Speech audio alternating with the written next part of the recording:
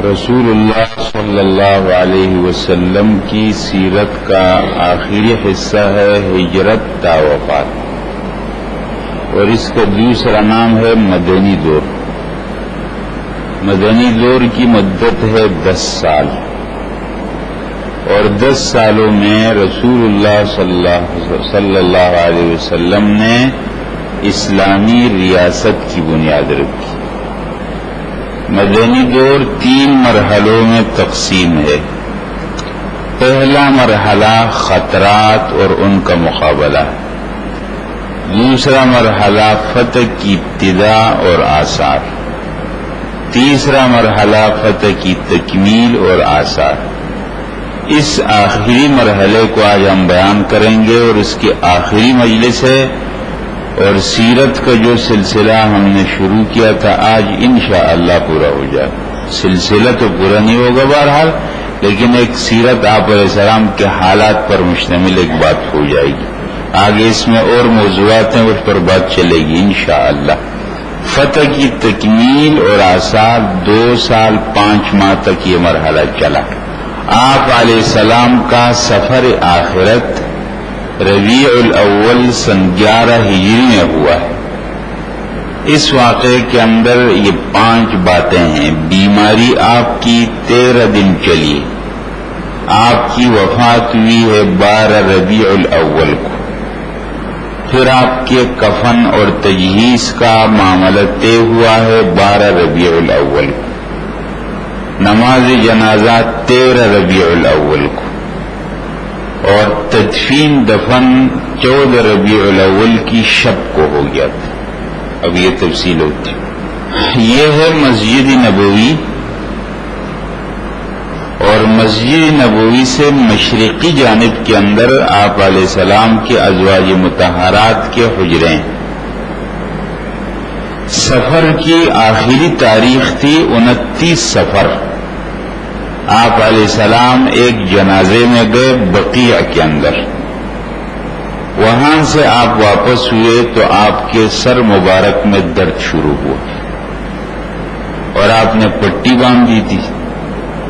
ایک صحابی ہے، وہ کہتے ہیں ابو سعید خدری رضی اللہ تعالیٰ عنہ کہ میں نے آپ علیہ السلام کے سر مبارک کو ہاتھ لگایا تو ایسا گرمی سے تپ رہا تھا کہ ہاتھ لگانا مشکل ہو رہا تھا۔ 29 سفر کو آپ کی بیماری شروع ہو گئی، سر درد اور پھر اور بیماری۔ صحابہ کرام اور گھر والوں نے اس کو معمول کی بیماری سمجھا، حالانکہ وہ مرض الوفات بن گیا۔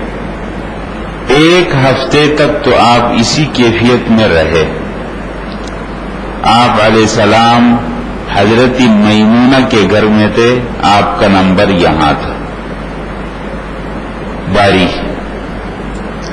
آپ کی بیماری 29 سفر بروزی پیر شروع ہو گئی۔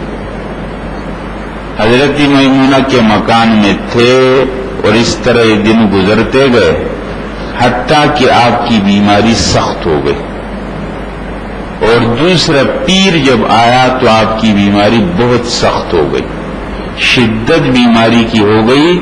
5 ربیع الاول بروزی پیر۔ آپ علیہ السلام بار بار اپنے ازواج سے پوچھتے تھے کہ کل میرا نمبر کہاں ہوگا۔ آپ کی خواہش یہ تھی کہ میں وقت حضرت عائشہ کے حجرے میں گزاروں، اور آپ ان سے اجازت لینا چاہتے تھے ازواج سے۔ سب سمجھ گئیں، اور نے کہا اللہ کے رسول جہاں آپ کا جی چاہے وہاں آپ کا نمبر۔ تو نبی کریم صلی اللہ علیہ وسلم کو حضرت عائشہ رضی اللہ تعالیٰ عنہ کے حجرے میں لایا گیا۔ آپ کمزور ہو گئے تھے، حضرت علی اور حضرت عباس کے کندھے پر آپ نے ہاتھ رکھے تھے، اور ان دونوں کے سہارے سے آپ پاؤں گھسیٹتے ہوئے آ رہے تھے، حتیٰ کہ حضرت عائشہ رضی اللہ تعالیٰ عنہ کے حجرے میں آ گئے۔ یہ آخری ہفتہ پیر کے دن آپ آئے ہیں 5 ربیع الاول، اور اگلے پیر 12 ربیع الاول کو اسی حجرے میں آپ کا انتقال ہو جائے گا۔ اب یہ دن کیسے گزرتے ہیں اسی کا بیان ہوتا ہے۔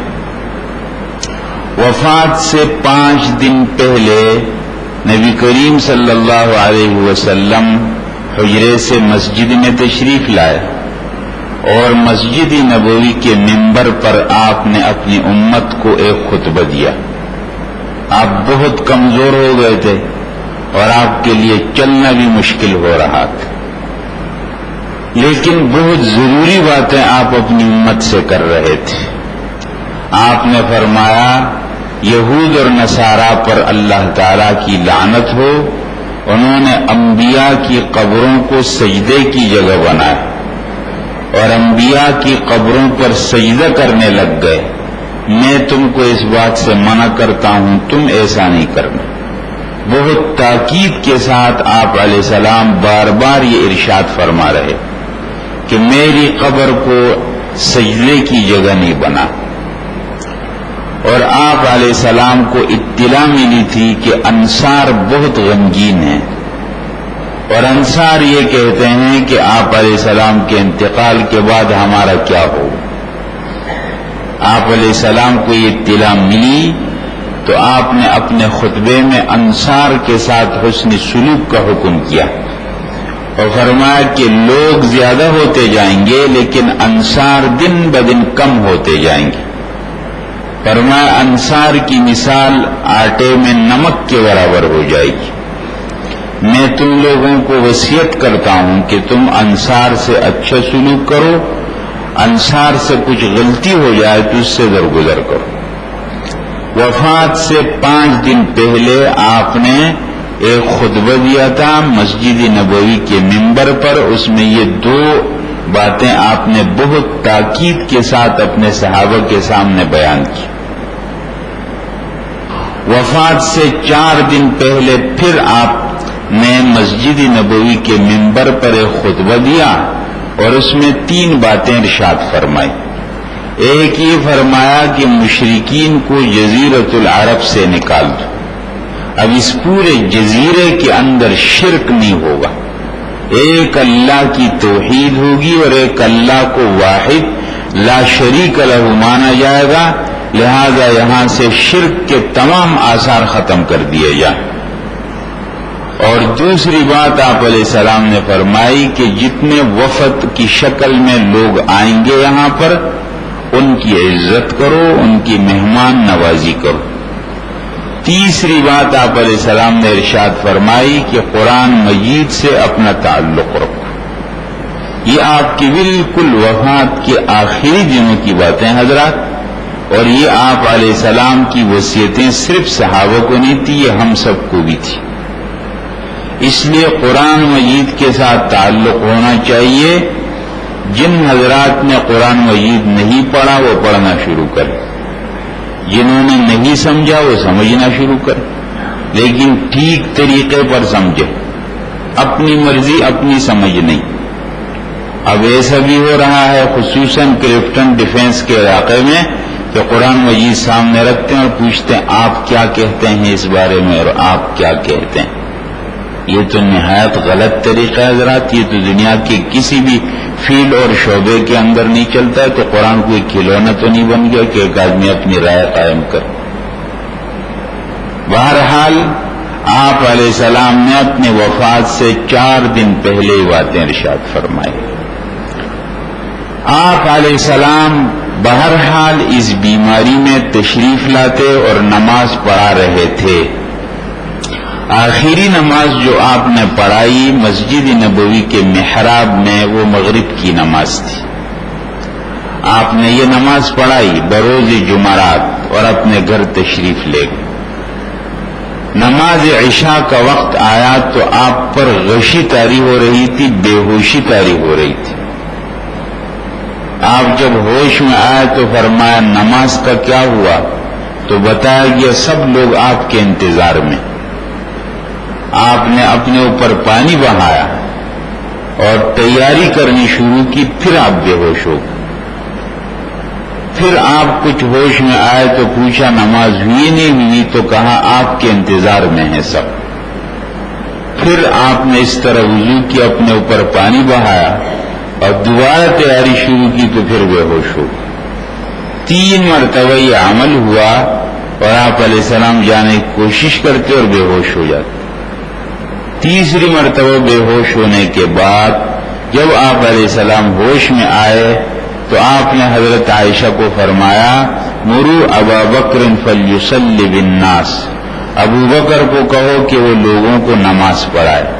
حضرت عائشہ نے کہا اللہ کے رسول، ابو بکر نرم دل کا آدمی ہے، وہ آپ کے مصلی پر نہیں کھڑا ہو سکے گا، وہ نماز نہیں پڑھا سکے گا، اس پر رونے کی کیفیت شروع ہو جائے گی. آپ حضرت عمر کو کہیں کہ وہ ایسا کرے. میں کہہ رہا ہوں ابو بکر کو کہو کہ نماز پڑھائے. بار بار آپ نے تاکیدی حکم کیا. اور عشاء کی نماز تھی جس میں آپ علیہ السلام مسجد نبوی کے منبر سے تو تشریف لے گئے تھے، اب مسجد نبوی کے محراب سے بھی آپ تشریف لے گئے، اور عشاء کی وہ نماز تھی جو حضرت ابوبکر رضی اللہ تعالیٰ نے اس امت کو پڑھائی. اس کے بعد آپ کی وفات تک تقریباً 17 نمازیں بنتی ہیں، نماز عشاء سے لے کر نماز فجر تک. یہ سب نمازیں حضرت ابوبکر نے مسجد نبوی کے محراب میں پڑھائی. گویا آپ علیہ السلام نے اشارہ دے دیا تھا کہ میرے بعد میری جگہ پر ابوبکر ہوں گے، کیونکہ اسلامی فرائض کے اندر 2 اعمال ایسے ہیں جو مسلمان اجتماعی شکل میں کرتے ہیں. زکوٰۃ اور روزہ تو ہر ایک اپنے لیے رکھتا ہے، وہاں یہ ضرورت نہیں ہوتی کہ ہم مل کر روزہ رکھیں، ہر آدمی اپنی جگہ روزہ رکھ سکتا ہے. اور زکوٰۃ میں ہر آدمی اپنی زکوٰۃ خود دیتا ہے، وہاں جمع ہونے کی ضرورت نہیں ہوتی. لیکن نماز اور حج تو ایسے عمل ہیں جس میں جمع ہونے کی ضرورت پڑتی ہے. تو نماز کے اندر آپ علیہ السلام نے اپنی زندگی میں اپنی جگہ پر حضرت ابوبکر کو کھڑا کیا، اور حج کے اندر بھی آپ نے امیر حضرت ابوبکر کو بنا دیا تھا. گویا اشارہ کر دیا تھا کہ میرے بعد اس امت کی قیادت میری جگہ پر ابوبکر کریں گے. اور ابوبکر نے بالکل بہترین حوصلے کے ساتھ یہ سارے کام کیے. بہرحال مغرب کی نماز آخری نماز تھی آپ علیہ السلام کی، اور عشاء کی نماز سے آپ علیہ السلام نے آنا چھوڑ دیا اور حضرت ابوبکر رضی اللہ تعالیٰ نماز پڑھانا شروع کر دی.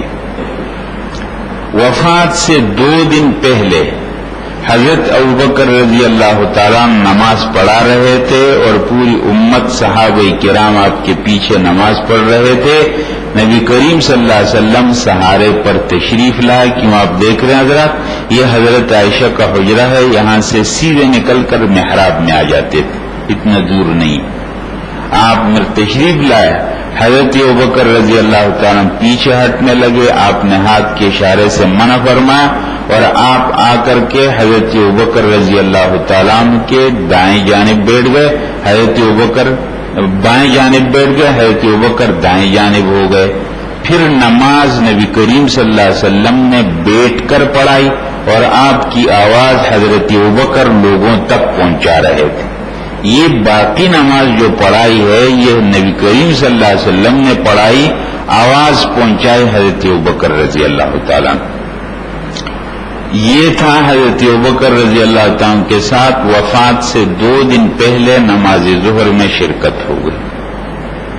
وفات سے 1 دن پہلے آپ علیہ السلام نے اپنے تمام غلام آزاد کر دیے اور 7 دینار آپ کے گھر میں تھے وہ تقسیم کر دیے آپ علیہ السلام. آخری دن ہے آپ علیہ السلام کا، پیر کا دن ہے، ربیع الاول کی 12 تاریخ ہے، اور نبی کریم صلی اللہ علیہ وسلم بہت کمزور ہو چکے ہیں. اور ادھر مسجد نبوی میں نماز فجر کھڑی ہے اور حضرت ابوبکر رضی اللہ تعالیٰ نماز فجر پڑھا رہے ہیں. نبی کریم صلی اللہ علیہ وسلم نے اس حجرے کا پردہ ہٹایا اور اپنی امت کو نماز کی حالت میں جب دیکھا تو آپ مسکرائے، خوش ہوئے. صحابہ کرام کہتے ہیں کہ آپ علیہ السلام ہم کو اپنی آنکھوں کے کنارے سے نظر آ رہے تھے اور آپ علیہ السلام امت کو یوں دیکھ رہے تھے، اور صحابہ کرام کہتے ہیں خوشی کی وجہ سے قریب تک کہ ہماری نماز ٹوٹ جاتی. آپ علیہ السلام نے یوں دیکھا پھر ان کمزوری کی وجہ سے وہ پردہ بھی نیچے نہیں کر سکتے تھے، آخر آپ نے پردہ گرا دیا اور سب لوگ نماز پڑھ کر کے فارغ ہو کر چلے گئے۔ ادھر سے سورج نکل رہا تھا اور آپ علیہ السلام پر کیفیت آخری شروع ہو گئی، نزع کی کیفیت شروع ہو گئی۔ حالت نزع جب چاشت کا وقت تھا، ربیع الاول کی 12 تاریخ تھی اور آپ علیہ السلام حضرت عائشہ کے گود میں آپ کا سر رکھا ہوا تھا کہ اتنے میں حضرت عائشہ کے بھائی ہیں حضرت عبد الرحمن، وہ تشریف لائے، ان کے ہاتھ میں مسواک تھا۔ آپ علیہ السلام اس مسواک کو یوں دیکھ رہے تھے، کمزوری کی وجہ سے کچھ ارشاد نہیں فرما سکتے تھے۔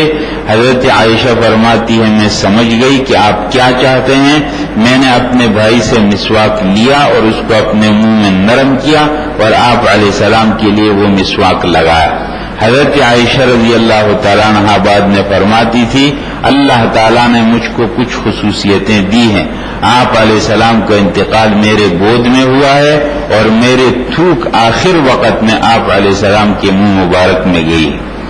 آپ علیہ السلام نے وہ مسواک کیا، یوں ہاتھ اٹھایا تھا اوپر اور نزع کی کیفیت شروع ہو گئی اور آپ کا پسینہ یوں گر رہا تھا اور آپ یوں فرما رہے تھے اللہم ان للموت سکرات، اللہم ان للموت سکرات، موت کی اپنی سختیاں ہیں۔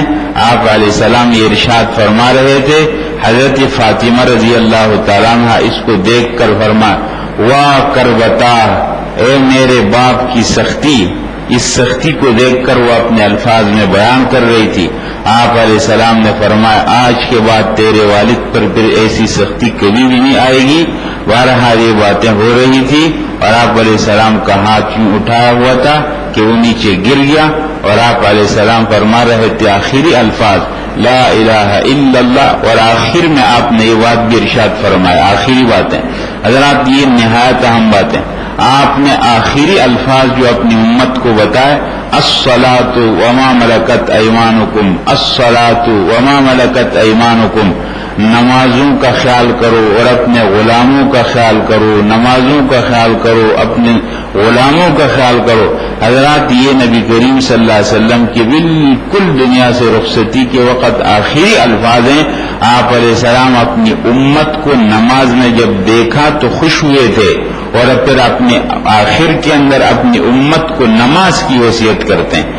آج آپ دیکھتے ہیں ہم سب لوگ آپ علیہ السلام سے محبت کے دعوے بھی کرتے ہیں لیکن ہماری نمازوں کا حال سب کو معلوم، اس لیے نمازوں کے اندر سب کو آنا چاہیے، اپنے گھروں میں اس کی دعوت چلانی چاہیے، اپنے چھوٹوں کو، بڑوں کو، مردوں کو، خواتین کو، یعنی کوئی بے نماز ہمارے گھر کے اندر نہ ہو۔ آپ علیہ السلام کے آخری الفاظ ہم سب کے ذہنوں میں ہونا چاہیے کہ آپ نے اپنی امت کو آخر کے اندر نماز کی تاکید کی ہے۔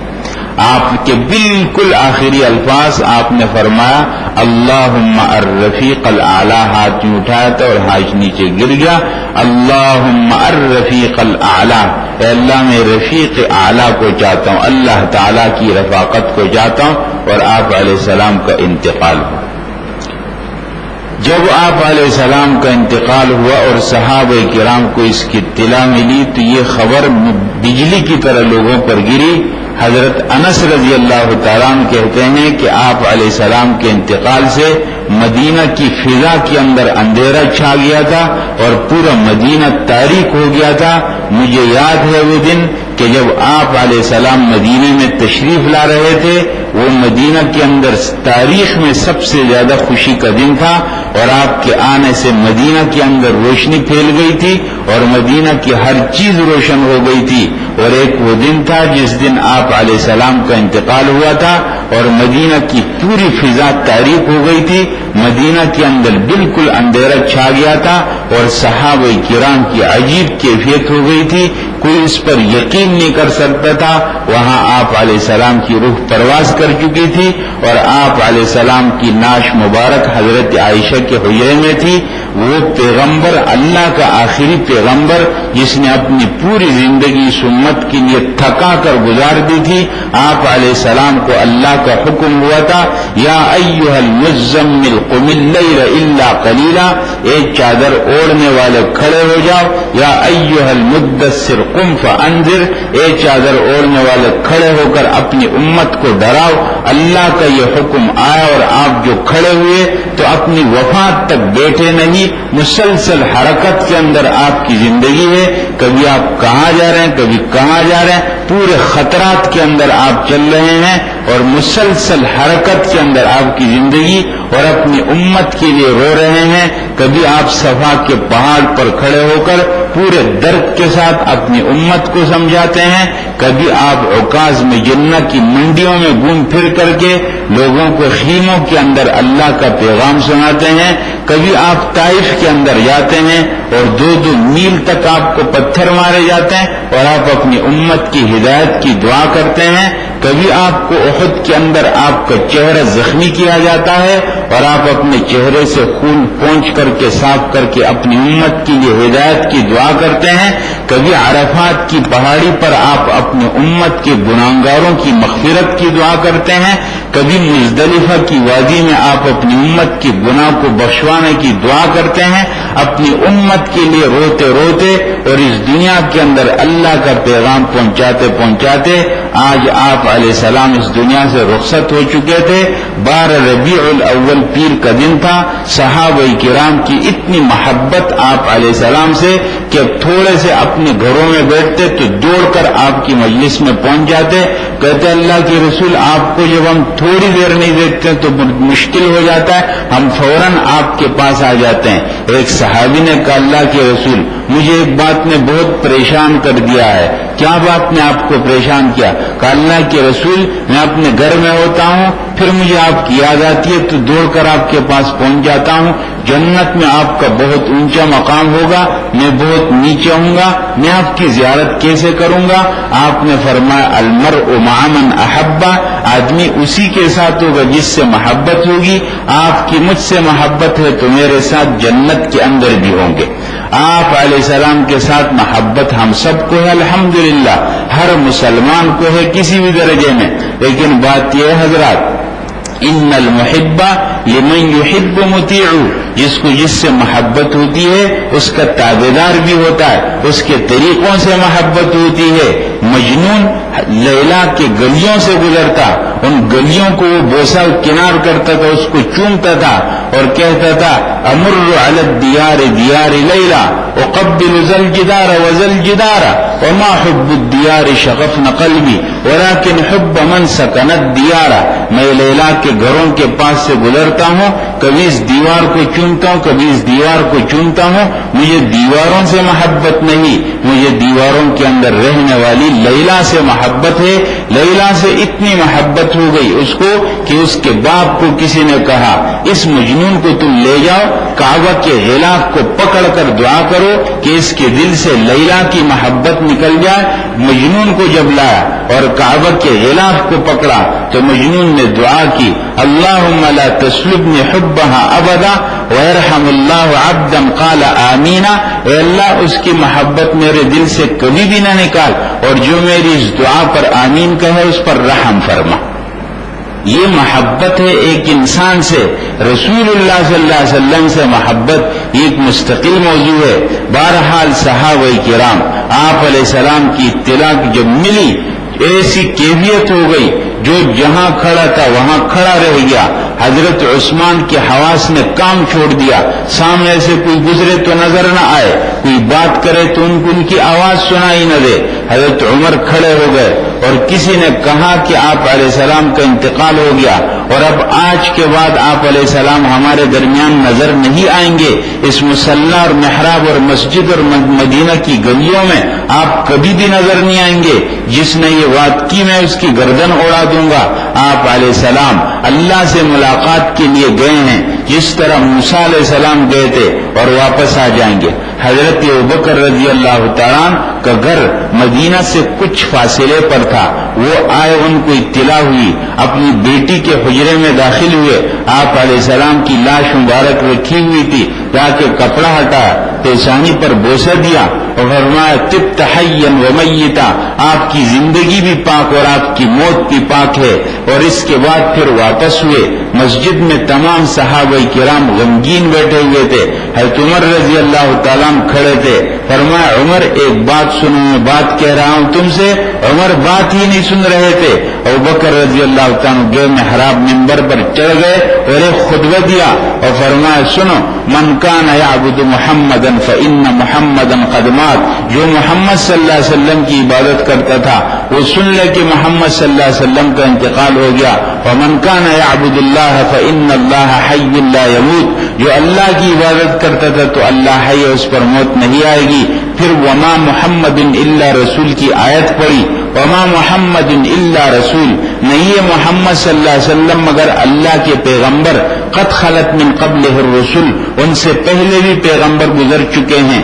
افإن مات او قتل انقلبتم علی اعقابکم, کیا اگر ان کا انتقال ہو جائے یا وہ شہید کر دیے جائیں تو تم اپنے ایڑیوں پر پلٹ جاؤ گے, دین چھوڑ دو گے؟ اور جو پلٹ جائے تو اللہ کا کچھ نقصان نہیں کر. یہ آیتیں پڑھی, تمام صحابہ کرام کو حوصلہ پیدا ہوا, کچھ ہوشیار بیدار ہو گئے. حضرت عمر کہتے ہیں میں ایسا سمجھ رہا تھا جیسے پہلی مرتبہ یہ آیتیں سن رہا ہوں. حضرت ابوبکر رضی اللہ تعالیٰ نے امت کو اس وقت حوصلہ دیا جب یہ امت حوصلہ ہار چکی تھی, کیونکہ نبی کریم صلی اللہ علیہ وسلم نے حضرت ابوبکر کا انتخاب کیا تھا. بہرحال یہ آپ علیہ السلام کی موت اور وفات کی اطلاع امت کو جب ملی, صحابہ کرام کو یہ باتیں سامنے آئی, اس کے بعد آپ علیہ السلام کے کفن دفن کا, آپ کے جنازے کا یہ معاملات طے ہوتے ہیں. آپ علیہ السلام کو غسل کی بات آئی.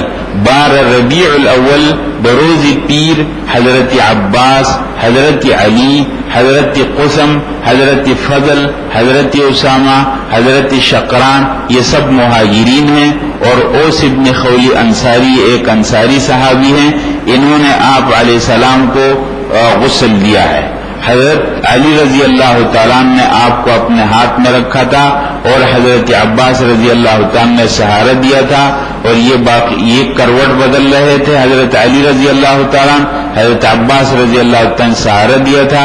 یہ دو حضرات پانی لا رہے تھے اس طرح, اور یہ پانی لا رہے تھے, یہ بہا رہے تھے حضرت اسامہ اور شقران, اور یہ باقی 3 حضرات غسل دے رہے تھے. اس طرح آپ علیہ السلام کا غسل 12 ربیع الاول بروز پیر کو حضرت عائشہ رضی اللہ تعالیٰ عنہا کے حجرے میں ہو گیا. اس کے بعد کفن کی باری آئی. 12 ربیع الاول بروز پیر 3 یمنی کپڑوں میں آپ علیہ السلام کو کفن دے دیا گیا. نماز جنازہ آپ علیہ السلام کی اسی جگہ میں ہوئی. پیغمبر کا جہاں انتقال ہو جائے وہیں اس کی جنازہ, وہیں اس کی تدفین ہو جاتی ہے. اور اس میں عجیب حکمت ہے, یہ بات آگے آتی ہے. نماز جنازہ ہوئی اسی حجرے میں. چونکہ اس حجرے میں اتنے لوگوں کا ایک وقت میں آنا مشکل تھا, اس لیے لوگ نمبر سے آ رہے تھے. پہلے بالغ لوگ آئے, اس کے بعد بچے, خواتین, نمبر سے تھوڑے کر کے آ رہے تھے. اس لیے اتنی دیر ہو گئی, اور 13 ربیع الاول کا پورا دن اس جنازے کے اندر گزر گیا ہے. ورنہ بات یہ ہے کہ جنازے کے اندر اتنی تاخیر نہیں ہونی چاہیے. ہمارے معاشرے کے اندر جو بات ہوتی ہے کہ انتقال ہو جائے دوسرے دن تک باقی رکھتے ہیں کہ فلانا آ رہا ہے فلانا, یہ طریقے نہیں ہیں. اور ایک جگہ سے منتقل کر کے دوسری جگہ میں لے جانا, یہ طریقے بھی نہیں.